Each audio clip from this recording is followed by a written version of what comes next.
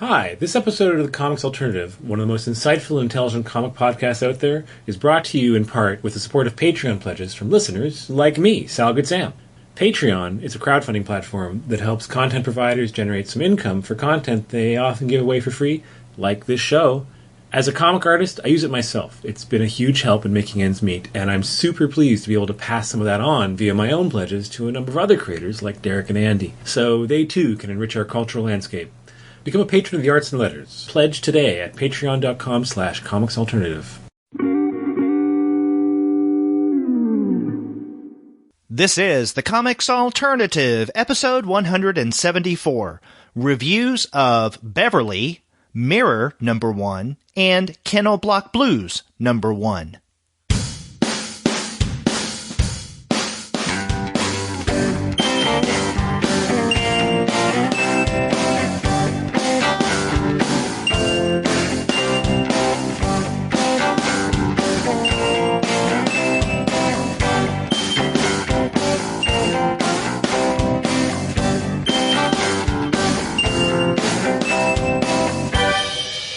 Hello, and welcome to another episode of the Comics Alternative. I'm Derek.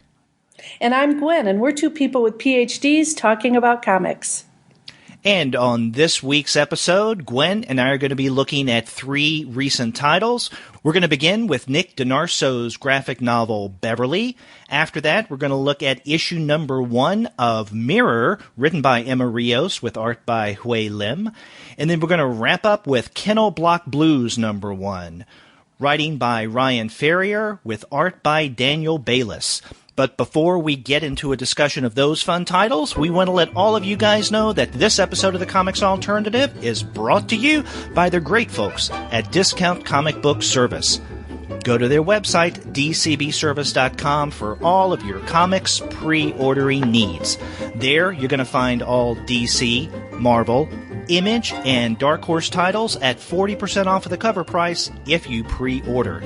For all of the other publishers, you'll find that those discounts are 20 to 35% off cover price, and every single month you're going to find incredible specials. Sometimes those specials will be at 45% off of the cover price, sometimes at 50% off, but often the discounts are more impressive than that. Yeah, Derek, this month we have a number of discounts that I want to mention to listeners. First of all, Nick Drnaso's Beverly is on sale for $15.37, which is 30% off the cover price for that graphic novel. But then also, DCBS has Ferrier and Bayliss's Kennel Block Blues number 3. So they're already further along than we are. But number 3 for $2.59, a 35% savings. And they have Rios and Lim's Mirror number 3 for $1.79, and that is 40% off cover. So if you like what you listen to today, you're going to be able to go to DCBS and grab copies of a number of these comics. That's right. You can always find great discounts at Discount Comic Book Service. Just go to their website and see what they have to offer for the month of February. That's dcbservice.com. Go there for all of your comics pre-ordering needs. And after you do get your comics there, please be sure to send them an email and tell them that Gwen and Derek sent you. And you know, Gwen, as you're waiting for your comics to arrive, you're going to need something to do with your hands to keep yourself preoccupied, right? Because you're going to be anxious just waiting for those heavily discounted comics to come in the mail. And I have an idea of what one could do while they're waiting for their comics. Could it be drinking a cup of wonderful coffee? That's right, and the perfect place to get that coffee is from our other sponsor today, and that's Just Coffee Co-op. It's a great place to get all of your tea, coffee, and chocolates. Their coffees are 100% fair trade, shade grown, and they're all organic certified. What's more, everything is roasted to order. They do the roasting in small batches. There's no mass production whatsoever. You know, Derek, JCC is a cooperative, and in addition to the worker-focused nature of the business, they are also socially conscious, which I know is important to us and to our listeners. JCC partners with On the Ground to raise money and awareness for sustainable community development in farming regions across the world. Now, our listeners can go to http /justcoffee.coop. That's .coop. And if they type in comics, COMICS, into the coupon code area after they place their order, they will get 10% off. So, folks, it's time to get some coffee to have with your comics. That's right. That's justcoffee.coop. And as Gwen said, upon checkout, use the coupon codes COMICS. That'll give you 10% off of your order of coffee, and it will also help the Comics Alternative. Plus, shipping is always free. That's Just Coffee Co-op, a great place to get caffeinated. So, Gwen, we've got some really fun titles to discuss this week, but before we get to those, I have some bits of information I would like to share with our listeners. Well, share away, Derek. I will. We recently got an email from a listener of the podcast, Rock Langlois, and he has emailed us before to tell us how much he loves the Comics Alternative. And in fact, it was just about an hour before we started to record this episode. He sent us an email and said, I want to let you guys know that I contacted Discount Comic Book Service, and I told them that the two guys with PhDs sent me. And Christina, one of the owners of DCB Service, responded back to say it's good to know. So I want to thank Rock for taking us up on an offer in a suggestion that or call to action, I guess you could call it, that we make every single week. And that is, if you get your comics through DCB Service, let them know that you heard about them through the Comics Alternative. So thank you, Rock. Yes. Rock rocks. He rocks. Yeah. And another bit of news, we have a brand new Patreon patron. Well, all right. In fact, this is someone that has been listening to the show for quite a while, another longtime listener, and this is Lindsay Gertzlauer. And I know that she's been listening to us for a while because over the past year, every now and again, we'll communicate via Twitter. She always makes a comment about how she or tweets out about liking a particular show, and I think that she's a particularly good, excited fan of your Young Reader episodes. Oh, wonderful. So we want to welcome Lindsay as one of our new Patreon supporters. And, maybe this is an opportunity to play up, as we do every now and again, our Patreon account. If you guys go to patreon.com/comicsalternative, you'll see that we have an account there, and you can support us for as little as $1 a month, which a lot of people do. In fact, Lindsay decided to do that. And, no amount is too small. So if it's just $1 every month, it really does help us. It adds up. And I know we have a lot of listeners of the Comics Alternative. People download us all the time because I've seen the numbers. And if only a small fraction decided to support us with just $1 or maybe a couple of bucks or $5 a month, then that would make a big difference and help us defray a lot of the costs that we have in putting this out. Because, we do this because we love comics and we love talking about comics, and it's kind of like a sophisticated hobby in many ways. But, many sophisticated hobbies can cost. And we share with you guys, so if you want to share back by becoming a Patreon supporter, we'd appreciate that. Absolutely. And thanks again, Lindsay. Yes. And thanks to all of our Patreon supporters.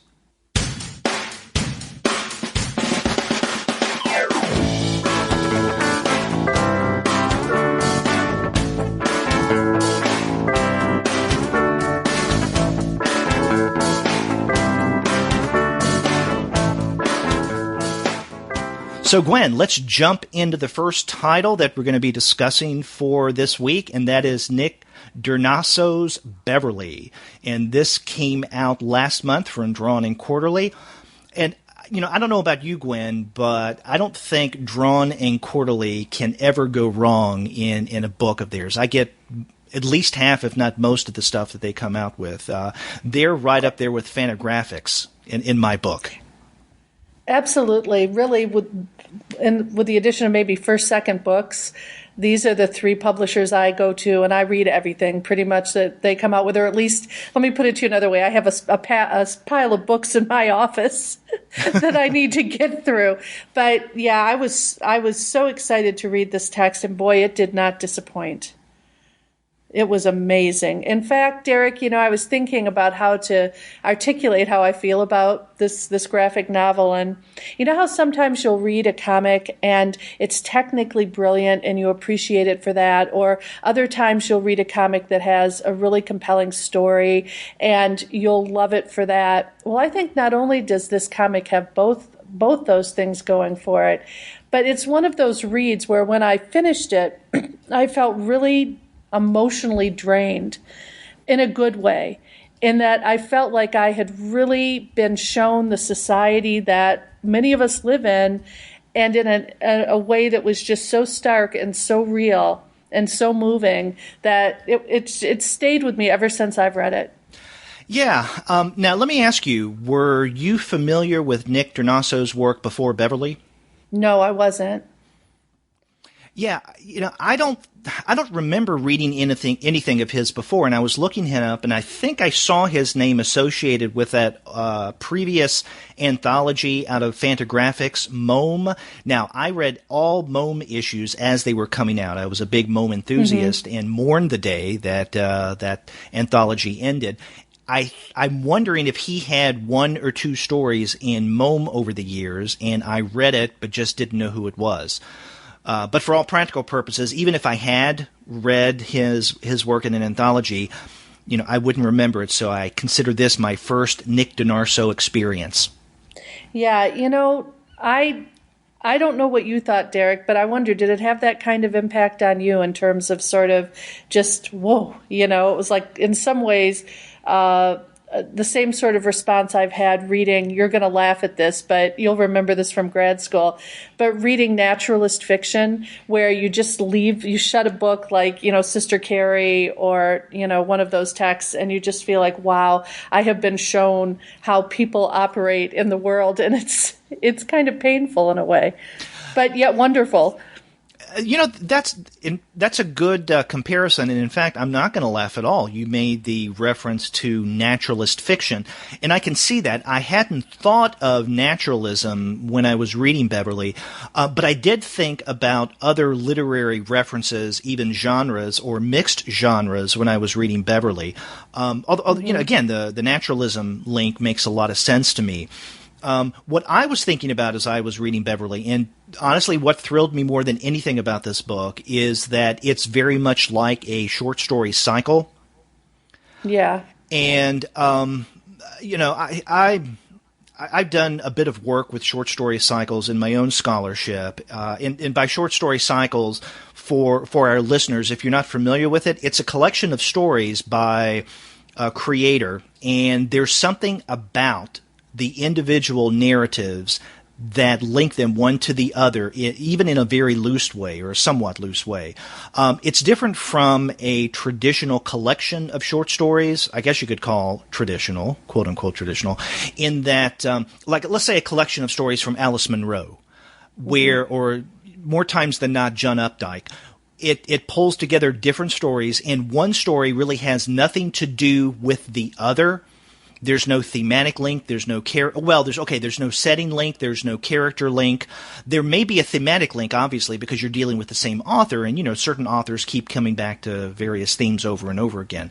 But it's different from a short story cycle, because in a short story cycle there is something a little more tangible linking one story to another. A classic example of a short story cycle is Ernest Hemingway's In Our Time. Other examples would include Sarah Orne Jewett's Country of the Pointed Firs, Sherwood Anderson's Winesburg, Ohio, Louise Erdrich's Love Medicine, and Amy Tan's The Joy Luck Club.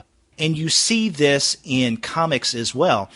I mean, I call these in comics graphic cycles, and perhaps the best example of a graphic cycle is a book that is mistakenly called the very first graphic novel, and that is Will Eisner's Contract with God.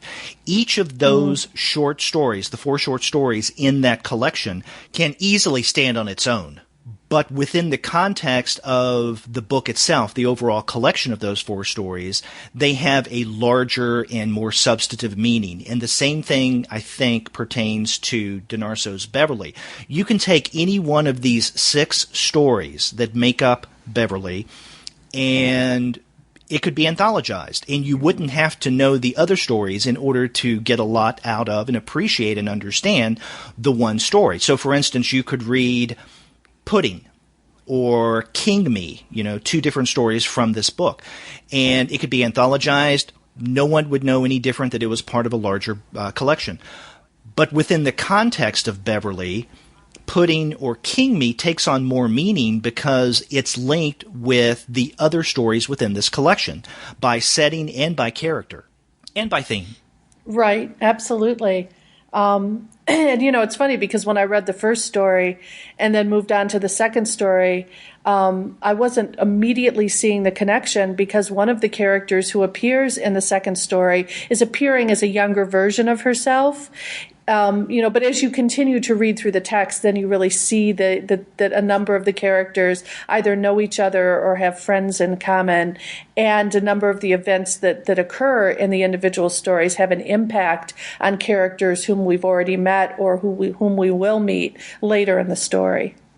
Exactly. And in fact, the characters that connect all of these stories in one form or another, they appear in this very first story in the collection, which is called The Grassy Knoll. And in fact, a quick rundown of these 6 stories. There's The Grassy Knoll, The Saddest Story Ever Told, The Little King, Pudding, Virgin Mary, and King Me. And in the story The Grassy Knoll, this is about some, I guess, high school students who are doing some work at a recreational facility. Right. And they have different jobs, picking up trash or, seeing to things that need to be seen to. Sometimes it's unclear where, like, for instance, what the girls are actually doing because we see them at one point by the lake just kind of goofing off. And one of the girls who is a part of that story is named Kara, and she's the one that you mentioned that appears as a younger person in that next story, The Saddest Story Ever Told. But also a part of that story is a teenage boy by the name of Kyle, and he becomes another connective tissue for the story Virgin Mary. Right. And then another connective character is Kara's brother, Tyler, who doesn't appear in the first story, but we see him in that third story, The Little King. But we also see him in Virgin Mary and definitely King Me. And so it's Kara, Kyle, and Kara's family, specifically her brother Tyler, that kind of pull everything together. But there are many more characters in this book besides those 3. Right. And, one of the things that I noticed when I read that first story was, first of all, maybe we just want to talk to our listeners a little bit about the style of the comic, because it does, I think, play into one of Drnaso's great strengths, which is there's sort of a clear line style that's put forward, and it leaves the reader open to really listening to the dialogue between the characters, because I would say that probably the greatest strength in this graphic novel is the depiction of the way that people talk to each other casually, but how those casual conversations reveal so much about them. And in this text, the lines are very easy. Everything is drawn in a very sort of clear line style, so it sort of lends itself to leading your attention to what is being said. Mm-hmm. Exactly. And then on top of that, Drnaso's art is, you mentioned a clean line style. It's very simple. You don't have much, if any, texturing that goes on, characters, settings, and what have you. And the characters themselves are presented in more of an iconic than in a more photorealistic, if we look at the two ends of the spectrum. So they're more iconic in that way. So again, kind of a simple art, but as you point out, a clean line style as well. And you're right, this is dialogue heavy, and I don't mean that in a bad way. And in fact, I agree with you. That's one of this book's strengths, is the fact that there is quite a bit of text that does help to flesh things out in a way that maybe with another creator, you'd find the text relied more on the art. Here, I think it's a lot of the dialogue, but also other textual matters in addition to dialogue. And, one of the other things that Drnaso does very well in all of the stories is at one point or another, when a character has either been part of or has overheard a conversation that is life-altering or at least is very revealing, Drnaso will show that character in isolation in a panel, looking out basically at the viewer, and it gives you sort of a sense into their inner world as they're processing this information. So it's not that the clear line style in any way infantilizes the characters. In fact, I would argue that it clears everything else out, and you're really able to look into their minds as they're responding to what's happening. Exactly, and I'm glad you pointed out that with these stories, you will find, I guess, before a particular narrative begins, you have, I guess, what you should call a headshot of a particular character. And this book, you could make the argument that this book is largely character sketches, in that we get to see who these people are, and this comes back to an earlier comment you made in terms of naturalism. The story that's being created about these characters, how we find out who these people are, it's pretty damn depressing in many ways. As with many naturalist texts, although if we're going to be sticklers about this, there is no good, bad, upbeat, downbeat in terms of naturalism. It just is. Right. Yes. It's a world without judgment in many ways. But I do think that naturalist mindset is useful in approaching Beverly. Now, I wanted to ask you, in terms of the title Beverly, is this the town or the neighborhood where everything is taking place? Because if it is, I missed that part of this book, and I went back to try to find someone's name is Beverly, and it's mentioned at one point, but I couldn't find that in going back to reread it. Well, it's really interesting because the last story, King Me, does include a masseuse whose name is Beverly, and she is one of many people in this text who delivers a sort of uncomfortable truth to Tyler, the character you'd already mentioned. And it's possible to think about it as, she does it in a compassionate way, however. And perhaps that is a glimmer of hope in this universe that we're asked to enter. But I also noted that Tyler gives his address, and we learn later that he's still living with his parents as an adult. And I looked up the address, and right. it's in Tinley Park, and that's about 18 miles from Beverly. Or maybe it's 18 minutes drive. I can't remember which now, but I mean, it's within the same southwest Chicago area, but okay. It's not in Beverly, and so that led me to start thinking more about the character Beverly, who actually is only in this comic for, a very short instance, but she's a very kind, compassionate that last person. Story. Yeah. And I think that she's not only kind, yeah. but she delivers information to Tyler in a way that's hard for him to take, I think, but she does it in a kind way. And I wonder if we're supposed to contemplate that, because it is the last story, and it makes you sort of look back to the entire comic. Right, which is a privileged place in a book like this. Right. Yeah. And, that makes sense because the character Beverly in that last story, King Me, looks a lot like Tyler's now, at this point, dead sister, Kara. And by the way, that's not a spoiler at all. And we find out that Tyler has a thing for Beverly, his masseuse. And the reason for that may be because she reminds him of his dead sister, Kara. And as we find out in the third story in this collection, The Little King, there is some kind of adolescent issues going on between brother and sister in that story. Because in Little King, what happens is Kara and Tyler, their family, are on vacation. And while on vacation at one point, Tyler is alone in the hotel room, and he takes out his sister's bikini top and bottom, at least I guess it's the bikini. It could be a bra and panties. And he puts it on a pillow and he hugs that pillow. And then when he does, his sister, just happens to come back and see him. So, needless to say, that's a very awkward situation for Tyler. But there's something going on there. Now, he's an adolescent. He's going through a lot of these issues when it comes to sexuality, but also violence, as we find out in that story, The Little King.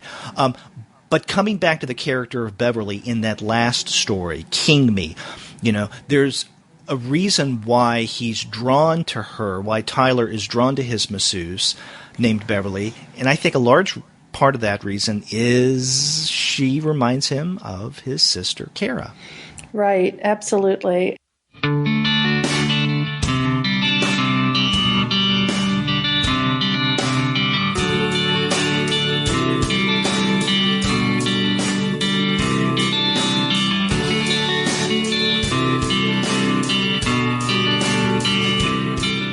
If you think about the concept of only connect, sorry, this keeps ringing. If you think of the concept of only connect that we often talk about in relation to modernist literature, I see that really happening here too. I mean, in many ways, even though Tyler is working through some things in a way that is difficult for everyone to identify with, on the other hand, he is portrayed as being a questing character, a character who is trying to figure out, I think, not only his sexual identity, but also to figure out how to behave properly in society. Right. And that's underscored in that last story as well, because as it turns out, he ends up being extraordinarily helpful to someone else who is in need. And so, I don't know. It was funny because as I was reading through this comic, by the time I got to the sixth story, I was deeply moved, but also kind of depressed. And as the story was unfolding and the sixth story was unfolding, I was also still sort of feeling that way. And then there were some things that happened at the end that are extremely subtle, because I don't think you're supposed to walk away from this book absolved of really thinking about the suburban society that's presented there. But I do think that you see that even in the midst of what sometimes seems like an emotional and cultural wasteland, people still do, respond with decency from time to time. Exactly. When I was reading this book and going through all 6 of the stories, I was jotting down just roughly what I considered as I was reading some of the themes of these individual stories. And so for Grassy Knoll, I wrote down outcast and alienation. For The Saddest Story Ever Told, alienation in the commercial world. The Little King, growing up, and alienation. So there's a pattern here you're seeing. In Pudding, the 4th story, growing up, finding your place. With Virgin Mary, deceit within a community. And then the last story, King Me, deception and coming to terms. And it's that last part, coming to terms with the final story, that is... I guess the bit of hope that the book, I wouldn't say that this book ends on hope, but I think that that's the most hopeful part of Beverly is in the story King Me, because we do get a sense that, Tyler is still trying to find his way. He's engaging in his own kind of deceptions in that story. But at the same time, there seems to be some potential for resolution with him, or at least the possibility of feeling that he is going to find his own place at some point. And it's interesting because in the story Little King that you mentioned before, it's clear that Tyler does have a role model to a certain extent in that, because even though neither of his parents is perfect and they have their own issues with trying to communicate clearly with their children, they do try. And, after that embarrassing scene where Tyler is found with his sister's undergarments, etc., at first the parents are very upset, and you can tell that they feel that this has ruined their special anniversary trip. But then you see the father and mother both come to recognize that part of this is a failure of communication with their children, and they try to address that. So I think that need to communicate, that desire to communicate, that desire to feel whole and part of something, permeates the entire text, but there are ways in which I think Tyler's parents try, and you see Tyler towards the end trying still, even though he's had, if you think about it, a lot of really difficult things happen to him, let alone his own issues that he's trying to work through. Right. So are you saying that with the various stories in Beverly, what we have here is failure to communicate? Well, I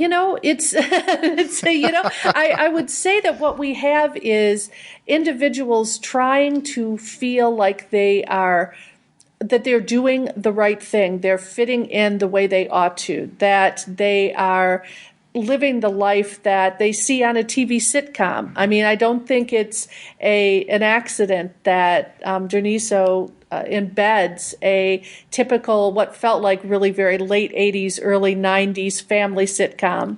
I think the sitcom was called Somehow We Manage, which... It reminded me of Everybody Loves... It's a crappy sitcom title, yeah. Yeah, it reminds me of Everybody Loves Raymond. It's that same kind of sitcom where you have the parents, the kids, the relatives, and, it's interesting the carefulness with which the mother watches the sitcom and is ready to give her opinion on the sitcom because they've been sort of contacted by what they think is the production company itself, and we find out actually that that's not what's going on. But even the mother's interest in the way that the family sorts out its problems in the sitcom indicates that she herself is looking to television as a way to figure out how to live with her husband and her kids and how to solve her problems. And there are ways in which, the bottom just keeps on falling out for people in these stories, and they're trying to manage. Yeah. By the way, you did get my reference to Cool Hand Luke a second ago. Yes. Of course. Okay, because you didn't respond, and I thought, oh my God, did it just fall flat? So, sorry. Oh, Derek. No one mentioned anything about George Kennedy, or eating eggs. So, I want to get back to the story that you just referenced, and that is the saddest story ever told. Mm-hmm. I do think that Ford Maddox Ford had told at one point one of the saddest stories ever told, but this is sadder than The Good Soldier. This is a really sad story, and basically here, as you described, we have Kara, a young Kara, and her mother watching a video cassette, and they assume that this really sappy 1980s sitcom that they're watching is a pilot that the studio wants their reaction for. But it's not the show that they are supposed to rate, but the commercials. And just the downer that occurs after they realize this. It's... Oh my God! I mean, this has to be one of the most depressing stories in this collection. Well, and what's interesting is, I don't know if you noticed, but I'd read that story, and then Little King comes after it, and one of the things that Kara says to her brother is, "Don't think we haven't all noticed that you haven't said one word on this vacation," and that tripped me off to thinking back to the saddest story, because Kara does not say one word in that entire story. Right. And also the weird family dynamics in this bad sitcom is not dissimilar to the strange dynamics that go on in the story The Little King. Right. And when Kara is crying, at the end of this, it is the saddest story. To me, it was just sort of one of those moments where everything that stitches together suburban family life in this culture is sort of laid bare in this story. And what's fascinating is the dog is the one, she's holding the dog as she cries, and the dog is drawn almost in a different style than the humans in this comic. It's incredibly realistically rendered, and so she's holding on to this very warm, realistic dog in the face of this sort of suburban coldness and detachment. Yeah. Now, let me ask you. What are your thoughts on the chronological arrangement of these stories? Because they're not told in chronological order according to this community of individuals. what I did was I went and, to the best of my knowledge, I kind of numbered where the story should appear. So the earliest, chronologically speaking, is actually the second story, the saddest story ever told, because this is Kara at her youngest. Right. After that, I have The Little King, and then following that, which is the third story, following that, the first story in this cycle, which is The Grassy Knoll, because she seems about high school age then. After that is the fourth story, Pudding, and that's where we find out that Kara has actually died in a car crash. And then Virgin Mary, because we learned that Tyler's sister had just recently died. And then the last story, King Me, chronologically speaking, is the last one to occur because now we have Tyler all grown up. So basically, if we assign a number from 1 to 6, the earliest chronologically to the latest, we have in this collection 3, 1, 2, 4, 5, 6. And I'm wondering why Drnaso decided to arrange the stories in this manner, because if he had done so chronologically, it would be the saddest story ever told would be first, The Little King second, and then The Grassy Knoll would basically be the third, and then the rest of this book would play out as it does. So I'm wondering what you read into that chronological arrangement, if anything. Well, first of all, what I took away from the arrangement was that the story that gave us the most background about the community is Virgin Mary. Because there you have the entire community responding to what they believe is a rape of a 16-year-old girl in the community. And what I feel is that if that story had come any earlier, it would have been problematic because it would have sort of set your feelings about the community before you met many of the people who are in it. On the other hand, by sort of seeing sort of these snapshots from before and then getting to the penultimate story and really seeing the community at large, it then, for me, led very well into that final story, because that's really years later, this is how Tyler, who has grown up in this community, has sort of matured, and this is where he is as a person, and not a lot has really changed, but, maybe he's capable of redeeming himself a little bit in this world. So I also, Derek, I will say that it made me work a lot harder. In some ways, Grassy Knoll, which is the first story, yes, Kara is there, and yes, Kyle is there. But the focus of the story is actually on the community to a certain extent. It is the community recreation center for the setting. The person who is hiring all of these teenagers is a harried kind of guy who's just, trying to find good workers. And something happens, and I don't know how much we want to give away of that, but the takeaway from it for me was that, these kids have a world of their own. They have a hierarchy of their own. There's a lot of cruelty that goes on between and among them. And that's a kind of interesting sort of bookend with Virgin Mary, where you see that kind of continued. And then you have that ending, and the stories in between sort of fill it out and give you a sense for more of the information. But I do agree it was sort of interesting. What did you make of it? Okay, well, see, I mean, those are good points, but where the story Virgin Mary appears in the book itself is actually where it would appear if everything were in chronological order, because it is the penultimate story. Actually, it's Grassy Knoll that is the only story temporally askew, because if we insert the Grassy Knoll after The Little King, with just that one shift in the story arrangements, everything would be in chronological order. So, I don't know. What I make of The Grassy Knoll being the first story is that it is the one story that, in terms of character, sets up the connective tissue that the other stories will hang by, really, because we're introduced to Kara and then later on the association with Kara's brother Tyler, but also with the character of Kyle. And in fact, the only other story that includes Kyle, unless I missed something, is the Virgin Mary, and he's a central part of that.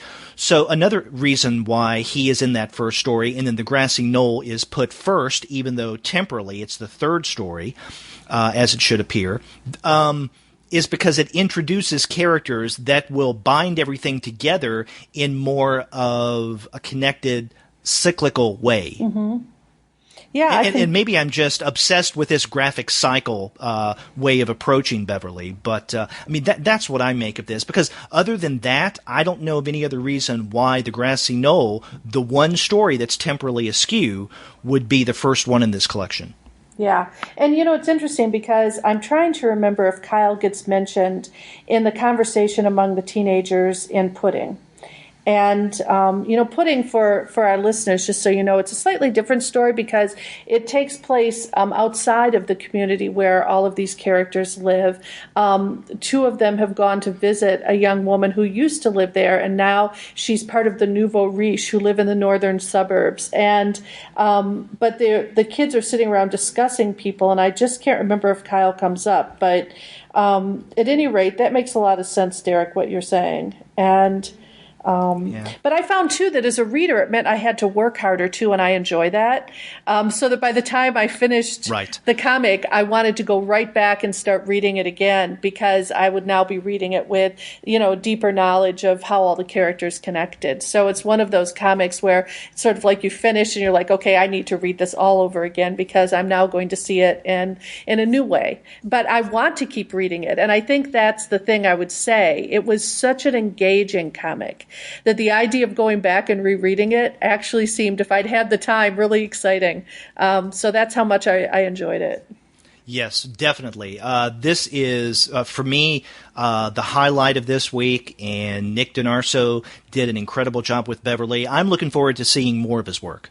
Me too. I hope that this launches a very long career. And, he has write-ups on the back of his book from luminaries such as Chris Ware. Or continues a career. Yeah, exactly. And, but I mean, in terms of writing graphic novels, because I think that this is really a great medium for him. And, with people like Chris Ware in your corner saying that you're awesome, that's got to feel good too.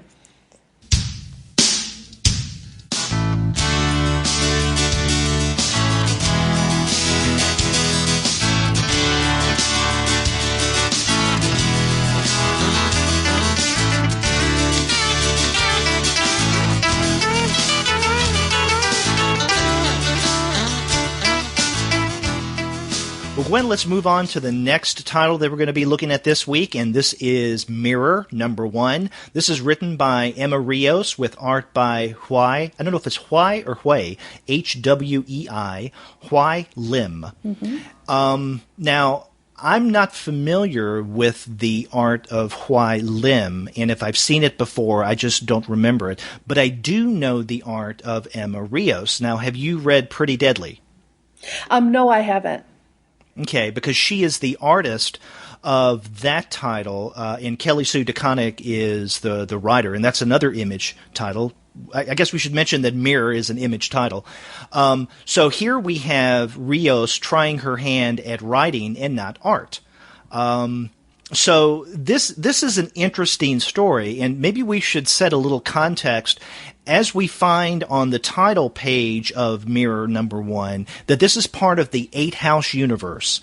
Now, Gwen, you and I were talking right before we started to record about this being a part of 8-House. I'm not exactly sure what they've done now with 8-House. Now, last year we did review 8-House issue #1, and that was part of that first story arc, which was called Arclight. But since then, I have not read any issues of 8-House. But I do know that 8-House is a series of individual narratives. So the first 2 issues, that narrative arc was called Arclight. The third issue was a story called Kiem.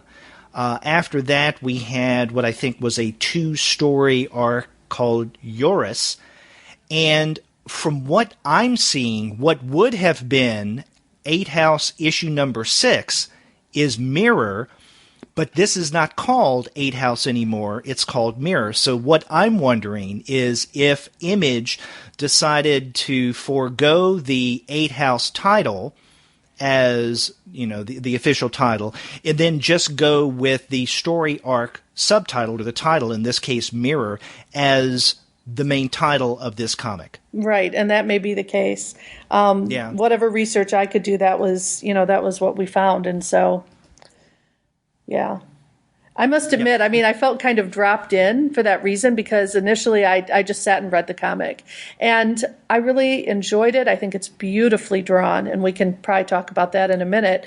But then I obviously started to do some research to get some context, and that's when I saw that it was part of that larger 8 House universe. And actually, for new readers, there's a chronology of the story world that appears on the last page of the comic, which is really useful for the uninitiated. So. Right. Now, for the uninitiated, how would you describe Mirror number 1? Well, as someone who was very uninitiated in reading it, I find it really fascinating, because it starts off, the premise is that there's a young man who's very talented as a magician, and sort of along the lines of a Harry Potter type figure, and he's living on a colony out in some galaxy far, far away, and there are these human animal hybrids. And he's initially interacting with a dog named Senna, and then with a little rat girl, and it's very beautifully drawn. There's a lot of watercolor utilized, and I just basically spent the entire issue trying to figure out who was who, how they knew each other, what the big conflict was. And so if you're initiated into the 8 House universe, I'm sure that this would all make a great deal of sense. If you're not, I will say it's so beautifully drawn, and the dialogue is excellent, and it makes me want to know more. Yeah. Now, again, not having read any issue of 8 House outside of the very first one, what I'm going to say may not be very informed. I would venture to guess that even if one has read all the issues of 8 House previous to issue number 1 of Mirror, they might still be lost. At least that's the sense that I get. Before I get into the story... See, Derek, I was trying to be generous here. Yeah. But before I get to the story, I do want to say something positive about the art. I think that Lim's art is just incredible. To me, this is the big selling point, the highlight of Mirror, and that is Lim's art. And not only in her art style, but I absolutely love the way that she lays out her story. Sometimes the layout is constructed in a more traditional panel-like manner, but at other times the pages are designed somewhat symmetrically that kind of challenge reading to a point, but in a very good way. You mentioned earlier about Beverly that Drnaso forces the reader to really engage and contribute to meaning making, and I think the same thing could be said of Lim's art in the way that she arranges her panels and tells the story visually. So I absolutely love the art of Mirror number 1. Now, when it comes to Rios' story, I like it. Don't get me wrong. But it just strikes me that this is one of those series that reading the first issue may not give you a complete enough sense of what's going on. You may have to wait until the second and third issue. And then along with that, this may be one of those titles, if one is prone to trade waiting, that you would want to wait until the trade to read. Now, I hate to say that because I know a lot of creators like to have individuals buy the issues as they come out and then the trade, because this is their bread and butter. But if you prefer to wait for the trade to come out, this may be one of those titles that you want to do it with, because after reading this first issue, and I've read it 2 or 3 times, I'm still a little confused as to what's going on. I think that, and I don't think that that's anything about Rios's writing for this first issue. I just think that because this is part of a larger narrative, that by itself in isolation, there's so many moving parts here that it doesn't become clear in this first issue. Maybe things will clear up for me a bit in issue number 2. I don't know. but there's a lot going on, and I was a little confused. Yeah, and it's interesting, Derek, because I'm looking at the interaction that takes place after. There's a bit of a prologue that takes place 30 years before the main storyline. And these pages that we have are not numbered, but when the story proper begins, it's the page that begins Irza Colony, year 35, the wounded and the newcomers. And there's a conversation that goes on between the rat and a bear who has been sort of put into this interesting prison cell that is basically, it looks like some sort of magical creation that the bear has been trapped in. And they have this really interesting philosophical discussion about things, and it's beautifully drawn. And even though I wasn't entirely sure of the context, those moments in the comic I really found to be interesting and moving. And so for me, it would be worth getting the other volumes to read. So I don't want to sound as if, the fact that I wasn't entirely sure what was going on is necessarily a bad thing. I think that's part of the enjoyment of having a story unfold in the comics medium. I just mean that I agree with you. I think it would be kind of hard to look at those moments, put them together, and be able to articulate really clearly what's going on. Right. Yeah, that's the strange balance that comic creators have to keep in mind, right? I mean, if your story is serialized, then how much of it do you invest, let's say, in how much of your story do you invest in the first issue, right? In other words, when it comes to exposition, how much do you want to put in? Now, there are many cases where you have the first issue of a series that is overly stuffed in terms of exposition.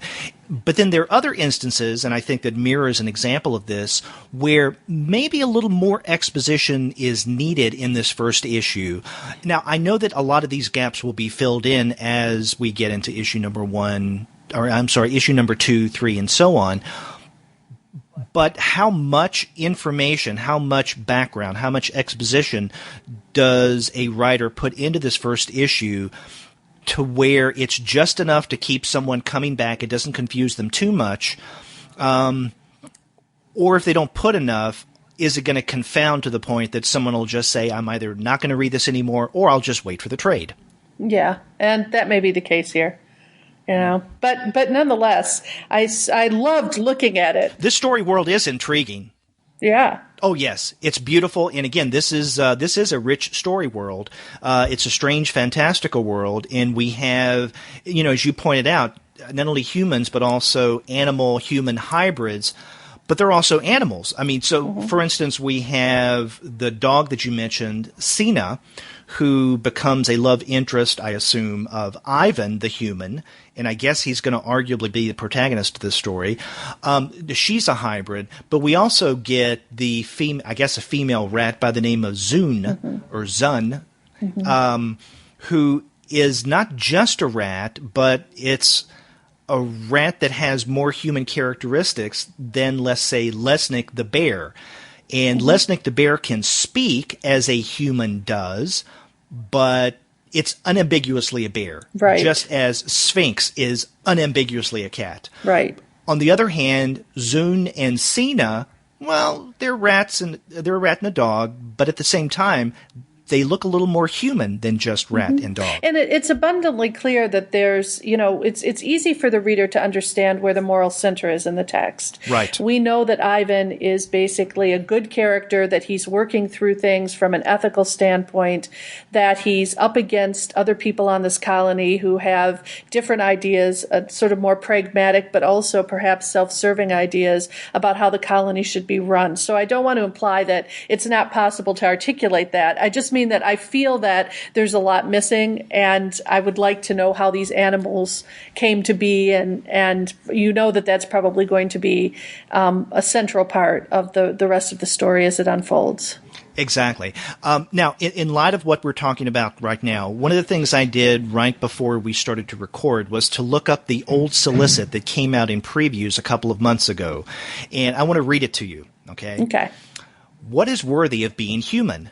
Emma Rios and Hwei Lim team up to tell the story of Mirror, which follows a terrorist talking dog, an idealist mage, and a heroic lab rat on their quest for acceptance. Okay. Well, there is a talking dog, there is a mage, Ivan, there is the rat, Zune. Other than that, I don't necessarily get the rest of this solicit from this first issue. So is Ivan indeed idealistic? He probably is, because the solicit says so. I don't get that from this first issue. The lab rat may be heroic. Okay, I can see this. Is Cena a terrorist? Maybe I can get that from this first issue, but again, it's not entirely clear. And I know that they're writing this solicit with a larger narrative arc in mind. And again, that's fine. This will play out over the next several issues. But if you had given me this solicit right beside this first issue, I don't necessarily see the two coinciding completely. Yeah, exactly. So, but again, I enjoyed it. It was definitely a change of pace from the other comics that we were reading. Exactly. Although there is a link to the next one we're going to discuss in a way, but in terms of anthropomorphism and things like that. But I enjoyed it. I thought it was beautiful to look at. And as I said, I'll probably read the other volumes, just the other issues, just because my curiosity has been piqued, and I do want to know what happens next. So. Oh, yeah, I do too. And, we have been talking about some, I wouldn't say negative, but somewhat critical issues with Mirror number 1. But that doesn't mean that we don't like it. As you pointed out, this is a very good first issue in terms of the art, in terms of the story. I'm sure that much of it will be explained in the issues to come. And I like Mirror. I'm going to be on board for reading the rest of this series. Yeah, just like I was talking about, those first probably 4 or 5 pages of the story proper are so amazing to look at. I'd like to put them up on my wall. That's the level of quality. Mm-hmm. In fact, they remind me a lot, the illustrations of an artist that probably isn't as well known today as when I was a child. Her name was Graciela Rodo Boulanger, and she was, I believe, from South America, but she was mainly, most of her art and all of her art showings and lithographs were done in France for the most part. So when I was a kid growing up, one of the things that a lot of folks had were these lithographs of Rodo Boulanger, and my parents had them, I had them, and this art reminds me so much of that, including the use of color. And so it wasn't just beautiful to look at, but it sort of brought back those memories of some of the work that was being done at mid-century by designers and artists and stylists. And so the story world that's created here is interesting, but also the comic is just really beautiful to look at. It is.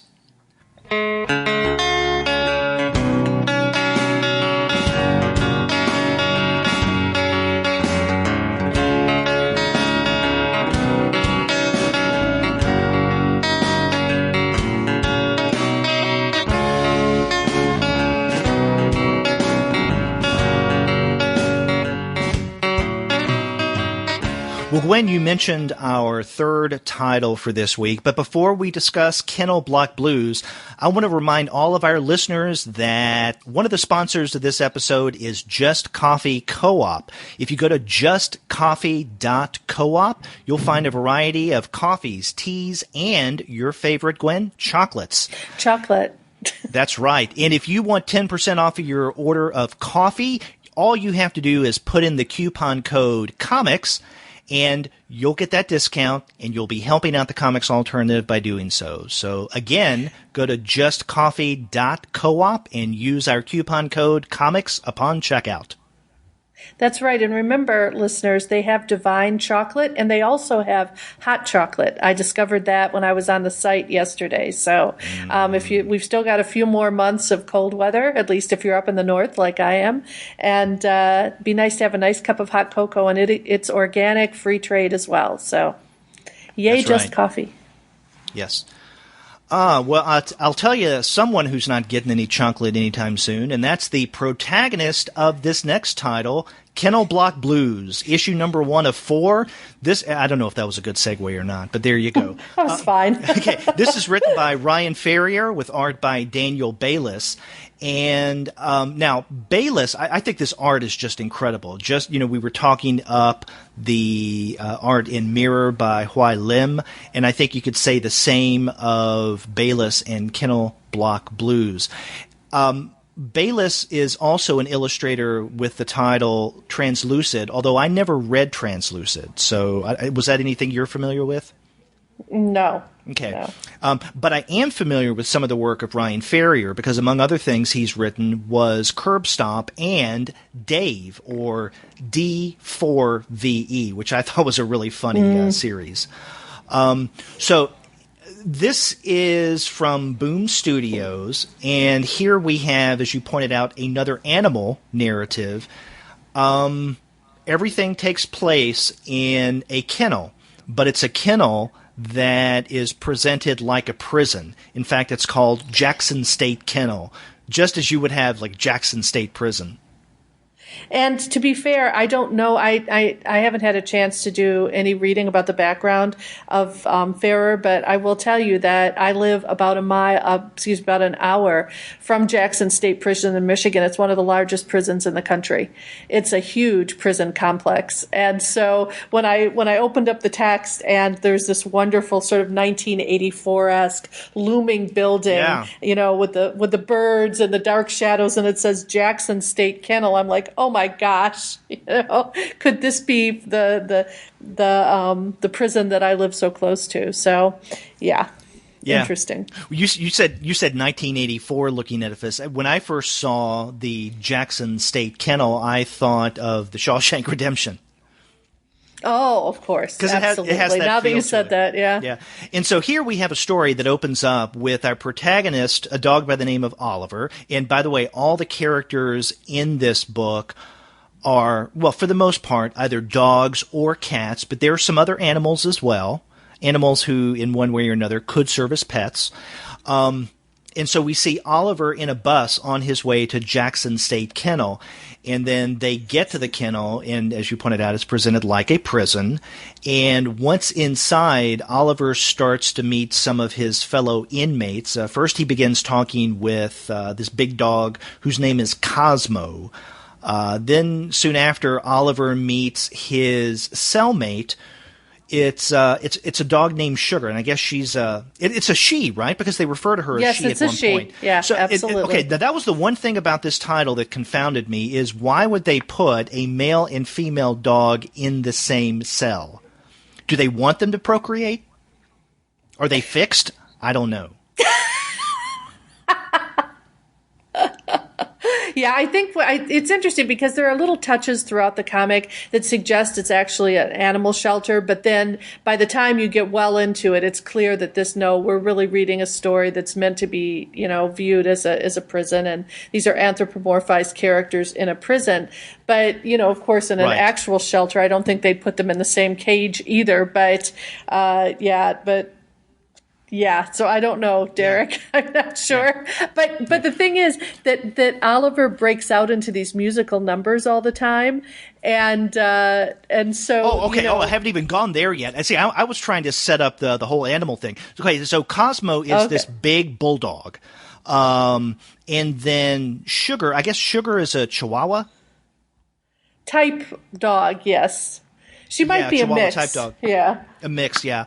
And then there's another dog that's kind of a burnout, hippy-dippy kind of dog named Charlie. And Charlie strikes me as something like a sheepdog, or definitely a long-haired dog, because just as a hippie would have long hair, Charlie also has this long hair that hangs all over the place. That little fringe up in front. Right. So we have this world of dogs, but also in this prison is a world of cats, which we'll get to in a moment, I'm sure, because that's where the main rivalry occurs. But as you were alluding to, one of the things that really drives this story, especially the comedy, is the fact that Oliver, in his attempts to come to terms with being in this kennel/prison, reverts to a fantasy world. Which is hilarious, because anytime he's trying to feel good about where he is, in other words, in order to get into his happy place while in the kennel, the art, Bayliss's art, turns very cartoony. I mean, this looks like something out of Merry Melodies. It reminds me of an Ally McBeal episode where Ally will be in the sort of drab business office, but in her mind she's having a fantasy that's Technicolor.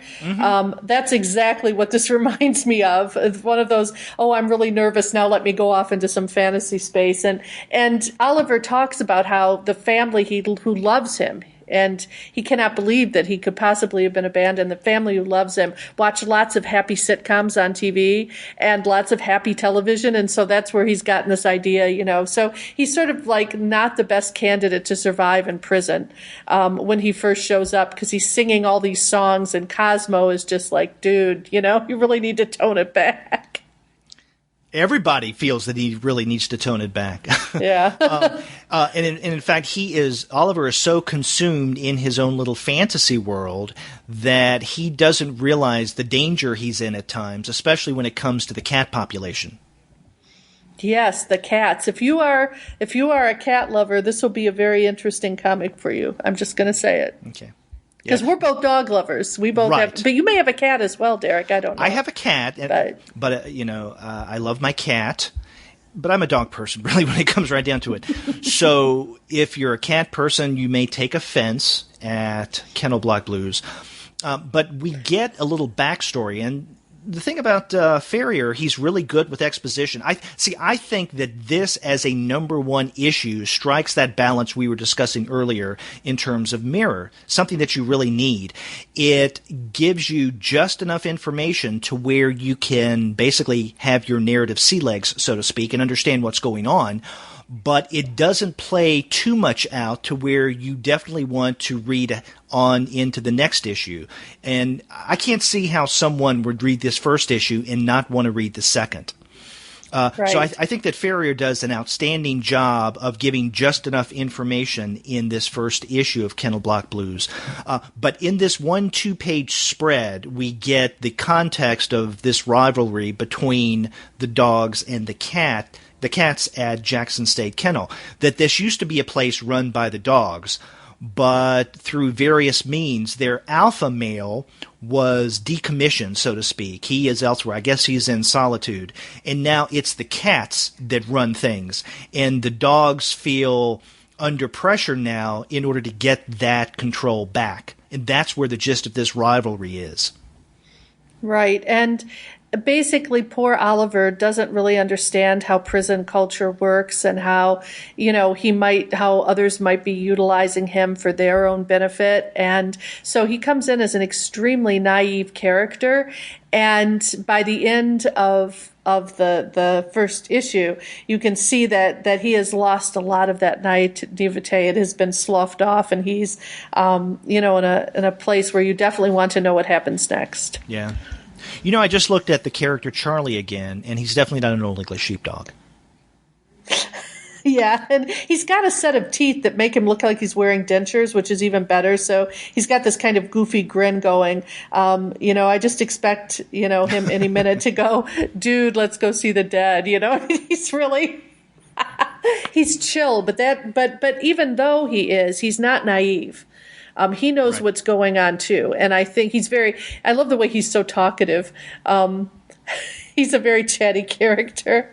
And of course he's Cosmo's roommate, which is hysterical because Cosmo, you get the sense of him as being sort of this, when he speaks, it's important, but he doesn't speak very often. So it's sort of a mismatch in terms of roommates. Right, which is one of the reasons why after he first meets Oliver, he goes off and does his own thing. He says, good luck with you. Because, Oliver is someone who not so much talks a lot like Charlie, but what his problem is he breaks out into song. Because, again, he's in this little fantasy world. And as you mentioned, this is his way of trying to make sense of things, kind of like one would in his, he's reverting back to the old sitcoms that I guess the family used to watch, right? Where people would sing happy songs and make sense of the world that way. So Cosmo and then Sugar as well, they don't want any part of this Right, absolutely. And it's funny because once I had to drive across the desert between Elko, Nevada and Salt Lake City, and I have an incredible fear of wide open spaces that are completely white. And so I played the soundtrack to The Sound of Music through the whole experience and just sang at the top of my lungs. And so when I saw Oliver walking into prison and singing, this happy, chatty song, he says, "Hello, it's a perfect day. All the bad can go away. Oh, it's a perfect day here in Jackson." It's like, dude, you can sing all you want to, but it is not a perfect day. Now, let me ask you, and we don't want to give too much away, but there is something that happens in the last few pages of issue number 1, and this involves Cosmo. There is some kind of entity, let's just call it that comes in and does something with Cosmo. And when I first saw this, I thought that this was just part of Oliver's fantasy, his delusion. And for all we know, it could be. Again, this may play out over the next few issues. But I'm not exactly sure what to make of this thing that's, I guess we could say without giving too much away, engaging with Cosmo. But this, to me, is where this first issue makes quite a dramatic turn.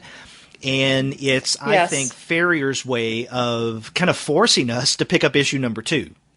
Yeah. And I really don't want to tell you what I thought because I think it will give too much away. And one of the enjoyable things about reading this comic for me was that moment where things took a turn.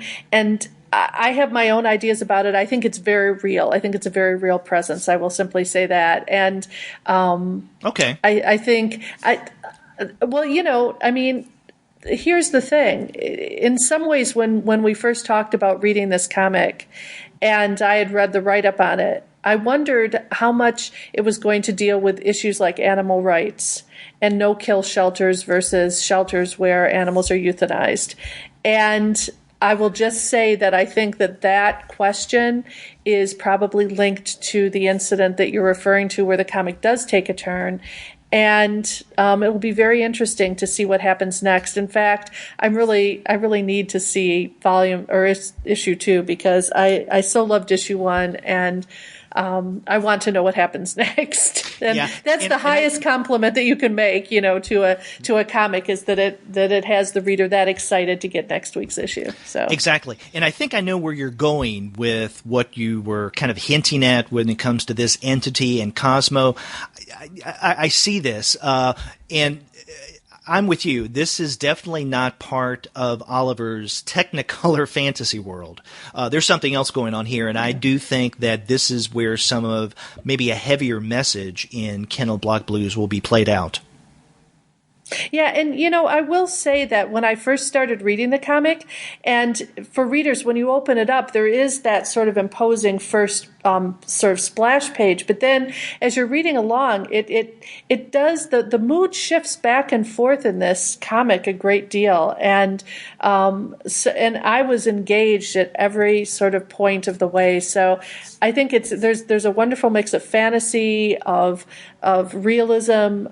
There's the anthropomorphism that starts. It's interesting because Derek and I are sort of pointing to some things that happened towards the end of the comic. I had sort of forgotten that they were dogs just a little bit, or that we were dealing with animals because the depiction of sort of prison life seems to fit with every other depiction I've seen.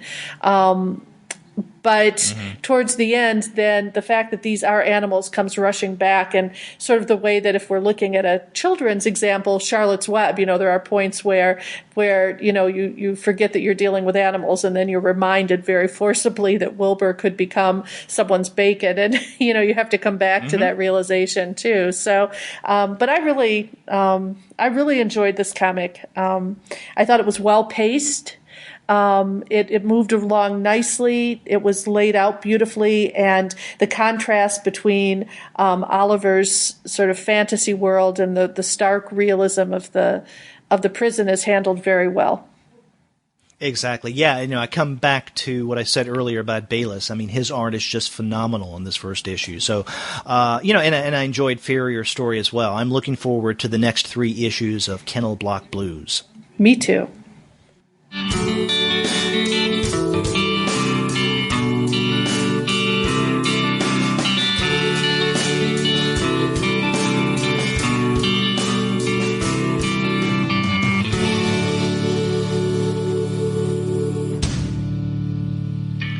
So, Gwen, we covered a lot of ground. We looked at Nick Drnaso's Beverly. After that, we followed up with issue number 1 of Mirror by Emma Rios and Hwei Lim. And then we concluded with Ryan Ferrier and Daniel Bayliss's Kennel Block Blues number 1. So 3 really great titles.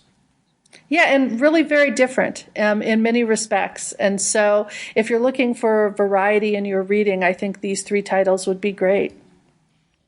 Right. Although they do have a common theme, or at least the last 2, of animals. Now, you mentioned a dog in one of the stories of Beverly, but, this is a heavy animal episode.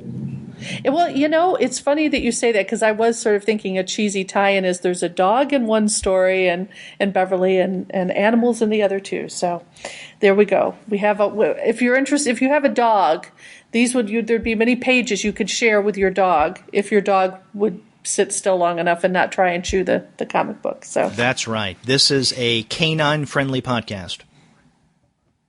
This episode in particular. Yeah. Right.